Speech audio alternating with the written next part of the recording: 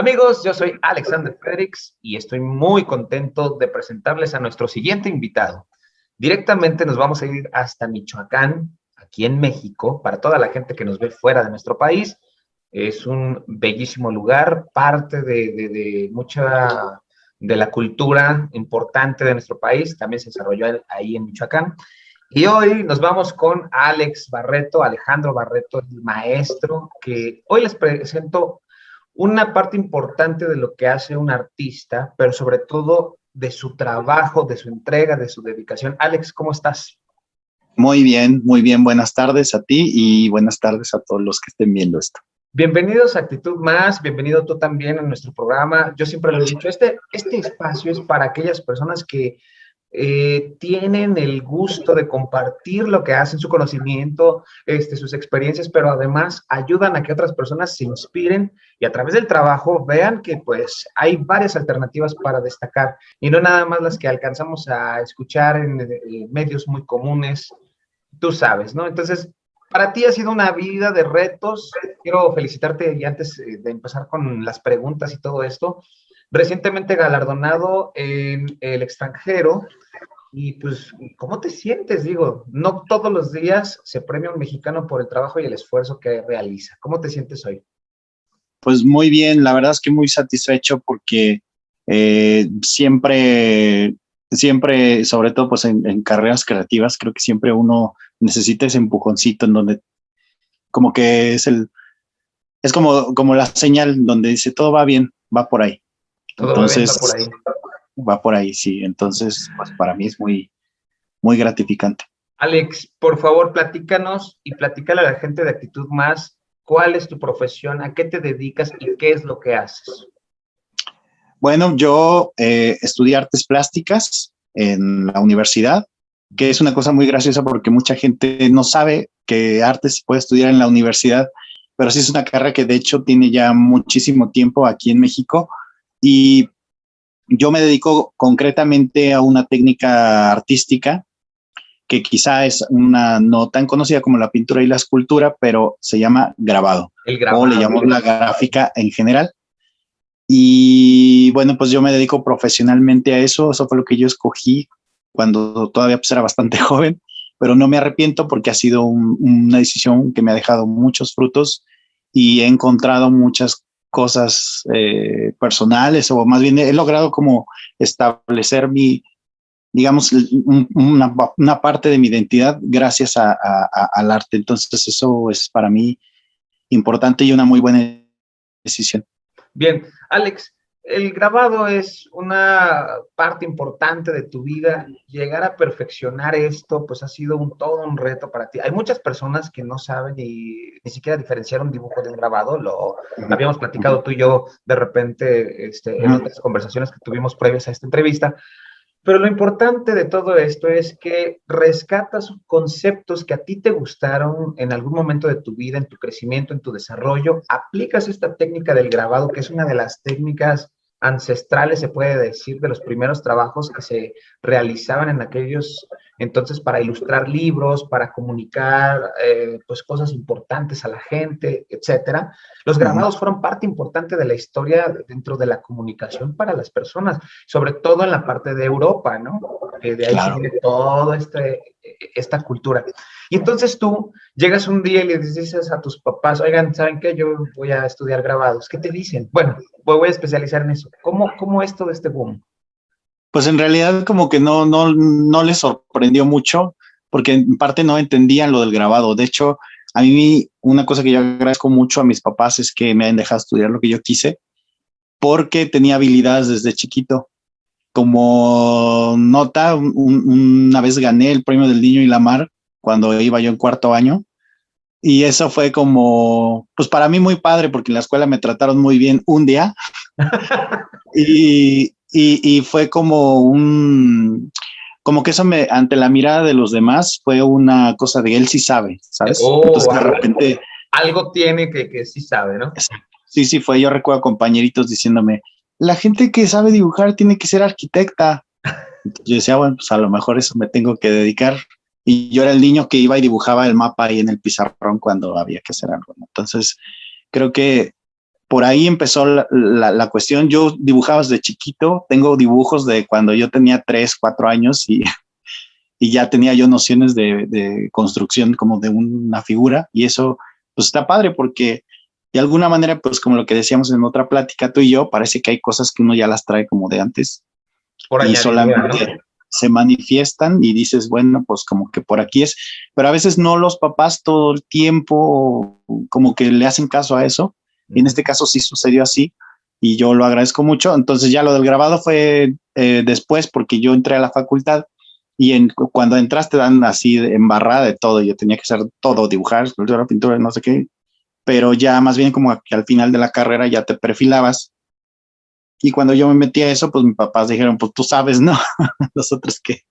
Muy bien. Alex, por ejemplo, la gente quiere saber más de ti. Ahorita en estos momentos estamos viendo aquí en pantalla algunos de los trabajos que nos has permitido, que nos has prestado para poderle dar difusión a través de este espacio. Pero además de eso, cuéntanos de tu taller, este lugar tan tuyo, en donde vienen las ideas, donde trabajas diario, donde incluso me platicabas, tienes trabajos de otras personas que a lo largo de tu carrera, pues, han intercambiado técnicas, tips, yo qué sé, ¿no? Tienes una estrecha relación también con la cultura rusa y además en Polonia también tienes una nueva historia con este tema de los galardones y los premios que tienes. Entonces, platícame de ese taller tan tuyo, por favor. Pues mira, mi taller ahora se encuentra en la ciudad de Zitácuaro, Michoacán, que es donde yo resido ahora.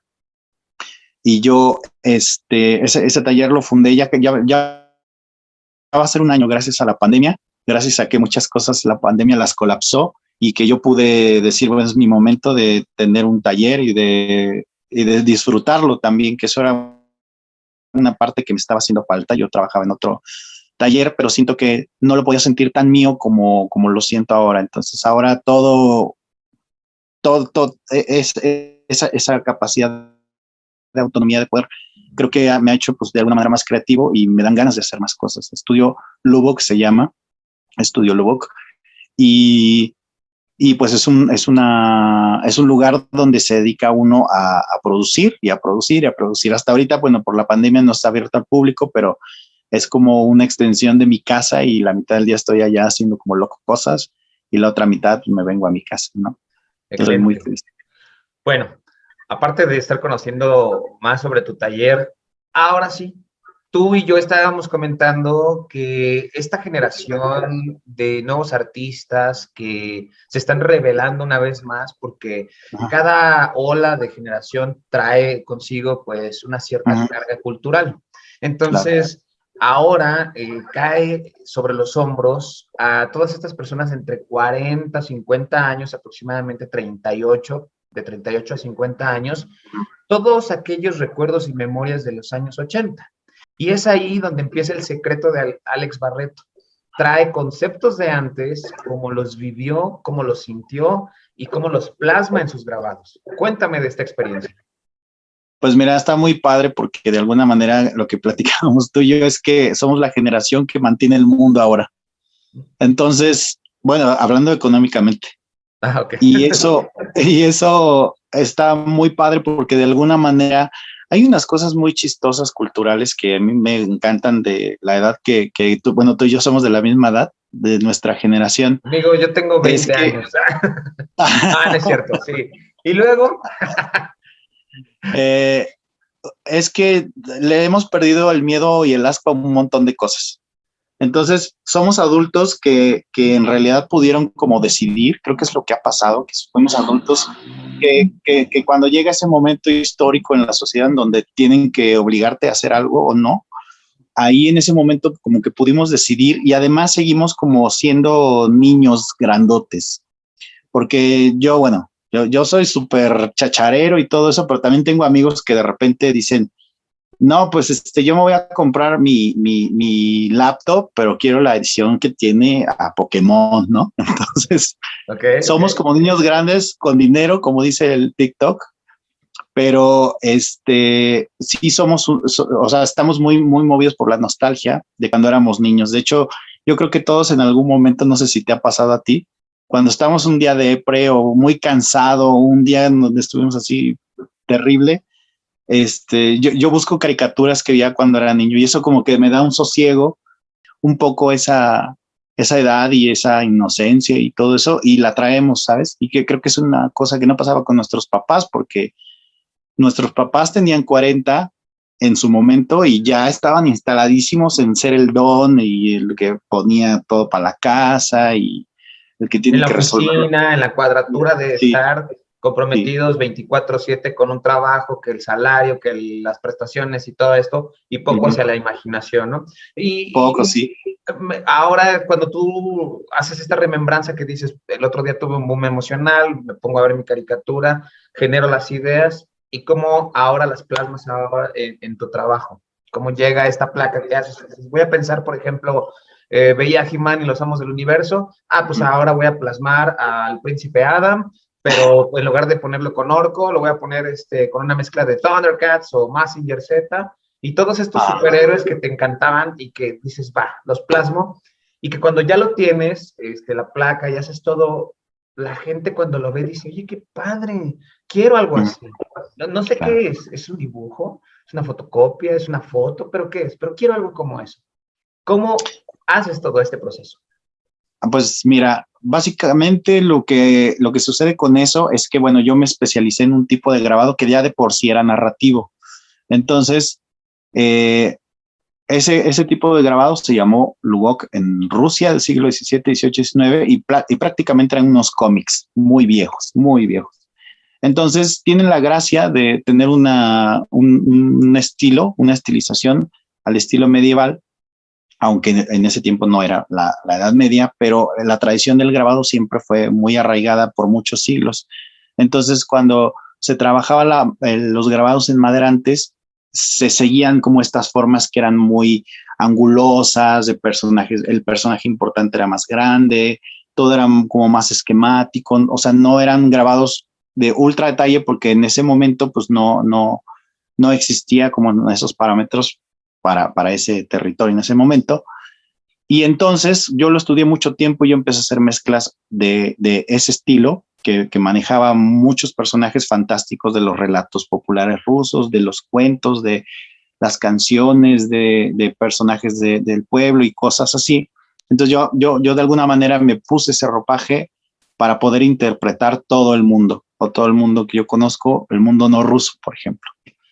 Entonces, empecé a hacer mezclas primero sobre cosas del cine mexicano, que me encantó esa parte del proyecto, y hacia Cantinflas, hacia Tintán y todo esto, pero con un semblante como si fueran un grabado medieval. Y bueno, pues tenían ahí su onda bastante interesante, y con eso empecé a darme cuenta de que había un lenguaje para mí en eso, porque igual cuando yo estaba en la facultad, de repente a mí como que había muchos maestros que me tiraban así como carreta porque no les gustaba que yo fuera tan pop, ¿no? Y decían eso, no, es que todo tiene que ser así. Bueno, Estás rompiendo con lo algunos clásico, sí me querían hay así, reglas, etcétera, y tú decías, claro, esto a no, quién le hay que importa. experimentar, claro. Sí, entonces, yo siempre como que de alguna manera, no, aunque no me dejé, siempre de alguna manera como me contenía para que lo que yo hiciera de alguna manera no fuera como tan mainstream o no sé, alguna cosa que le molestaba al prejuicio de otro. Y eso fue algo que me costó mucho trabajo quitarme porque al yo hacerme de estas herramientas con esos grabados, tenía la libertad de interpretar el mundo como si yo fuera una persona del siglo XVII rusa y quisiera yo hablar de algo. Entonces, yo hice mi serie sobre México, Rusia, y después de eso empecé a diversificar los temas porque me gustaban, por ejemplo, mucho las películas de terror, me gustan, y empecé a hacer cosas sobre eso y estuvo muy padre. Y fue un termostato ahí también, como de que la gente sí me compraba esos grabados, ¿no? Y dije, órale, pues por ahí va la cosa, ¿no? Hasta el día que me animé a hacer un Mazinger Z, que obviamente todos sabemos que Mazinger Z es un robot hecho de metal la nación Z, o no me acuerdo cómo se llamaba, pero yo lo hice como hubiera la gente interpretado un relato de esa naturaleza en la Rusia del siglo XVII. Entonces empecé a retomar un poco como otros relatos para analizar cuál era la forma de describirlos y cómo era la composición con la que se ponía un personaje tan gigantesco sobre un escenario y qué era lo que importaba en un relato. O sea, a nivel de visual, comunicación, semántico, era una chamba pues padre, interesante, ¿no? Entonces por ahí me salió ese grabado y yo lo puse haciendo, él apagando unas casitas que están incendiándose, y entonces Mazinger Z trata de apagarlas con su fuego que le sale de la boca. Pero el relato en realidad habla de que es un personaje terrorífico, un personaje que fue hecho con chatarra del taller de Iván Ivanovich, que al mismo tiempo alguna bruja lo poseyó y por eso se mueve por artes obscuras y puede sacar tormentas por la boca y no sé qué. Entonces es una cosa muy padre, porque esa fue la primera cosa en donde así como que me cayó una monedita así de clink. Y dije, pues es que esto es lo que siempre he querido hacer, y alguien siempre me detenía, o yo mismo decía, no, pues ¿cómo va a ser esto? Pero en realidad, pues al final ya me valió gorro, y yo dije, yo voy a ser feliz haciendo esto, y me fue súper bien, porque de ahí empecé a tener como otro mercado, y la gente empezó a acercarme para, oye, ¿no tienes de Star Wars? Y no tienes así como de los Thundercats, y no sé qué, no me harías algo así como de no sé qué. Entonces, y el arte no se trata de vender nada más, ¿eh? O sea, no. Estoy poniendo este ejemplo porque es un estímulo bastante importante para uno, sobre todo pues que el arte por lo general te pone caminos más escabrosos para llegar al dinero. En este caso, para mí fue una motivación importante, porque yo lo que estaba haciendo era tocar la infancia de las personas. Entonces, en ese sentido, bueno, por ahí se dio. Y entonces yo empecé a sacar una como serie que era como de grabados pop sobre nuestra infancia, sobre lo que nos gustaba. Pues no, hice uno sobre She-Ra y Sailor Moon. Hice Birdman contra la diosa Kali de la India. Está hice otros. A mí lo que me llama mucho la atención, Alex, es que tú recordarás artistas, obviamente estamos hablando, por ejemplo, un Andy Warhol. En su momento habían varios artistas que fotografiaban, hacían pintura, colorimetría, arquitectura, habían conceptos hasta para repartir si tú quieres, ¿no? Y Andy Warhol dijo un día, yo lo quiero vender, pero yo lo veo de esta manera, en esta forma, de 4 colores, y la sopa Campbell y cosas así, como empezar a hacer su versión de las cosas. Y me parece muy interesante que en su momento, pues obviamente tuvo personas que lo siguieron ante esa corriente que realizó en cuanto al arte, y otras personas que cuestionaban precisamente el cómo se atrevía a mostrar su punto de vista de esa forma tan extraña. Supongo que lo mismo te ha pasado a ti como artista durante este proceso de crecimiento, en el cual te has preguntado, ¿estaré haciendo bien esto? ¿No lo estaré haciendo bien? Y cuando dices que te fue bastante bien, ¿qué te dirían ahora las personas que no creían que debías haber roto ese molde? O sea, yo también luego pienso eso, digo, ¿qué pensaría ese maestro si ahora me viera haciendo esto y que por esto me dieron un premio?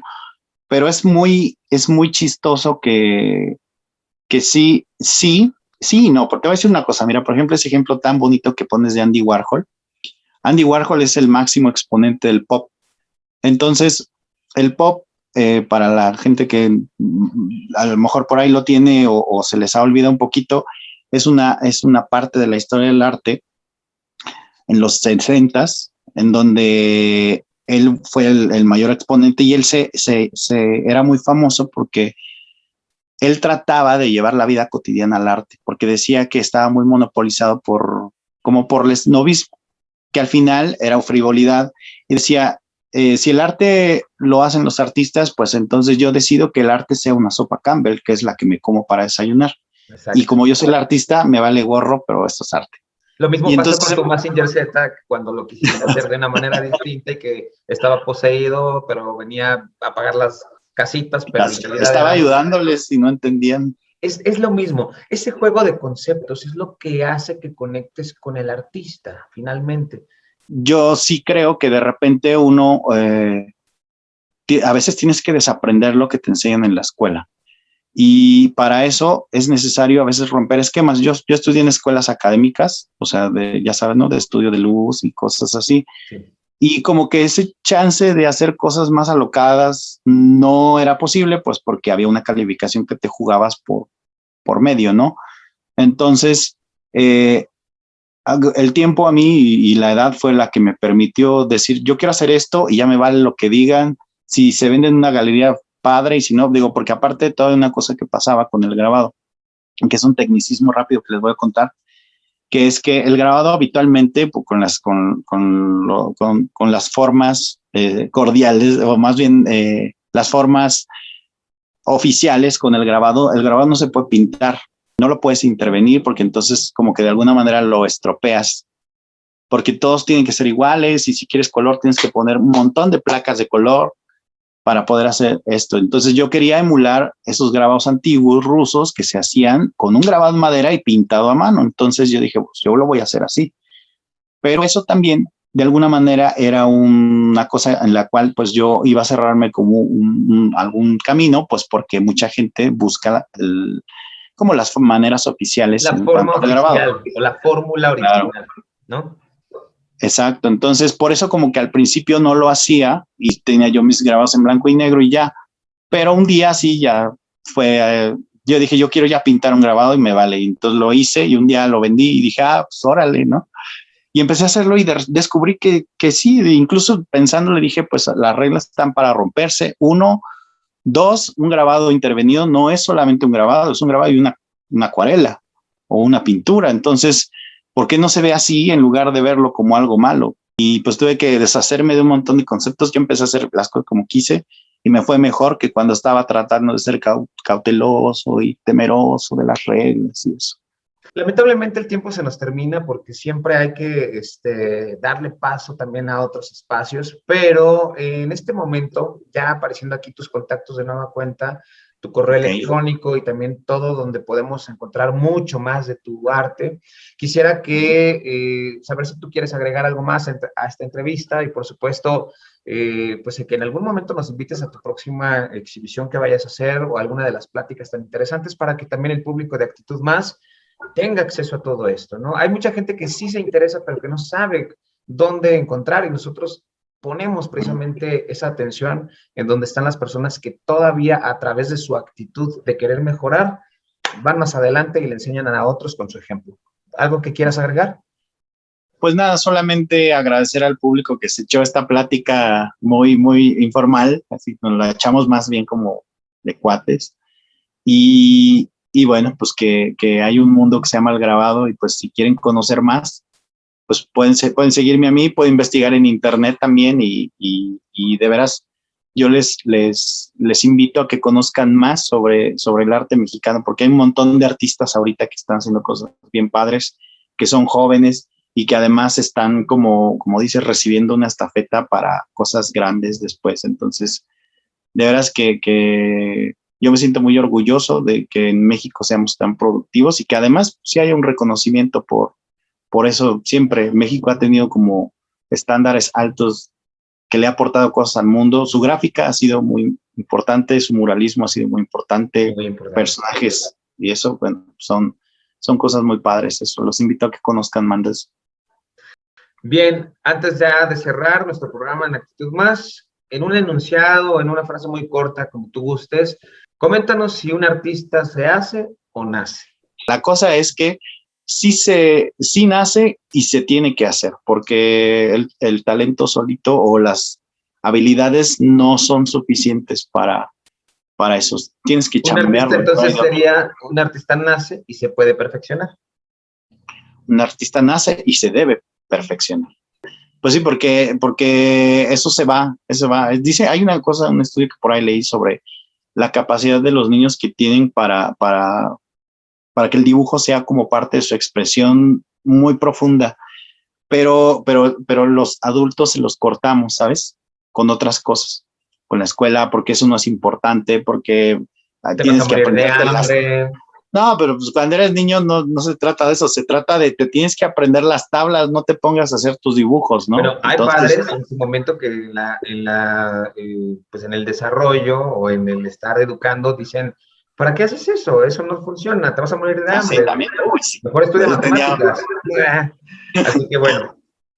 Alex, ha sido un gusto estar acompañándote esta tarde. Sabemos que eres una persona muy ocupada. Ojalá que sigan los buenos proyectos y que además sigas teniendo ese brillo que plasmas en cada uno de sus trabajos.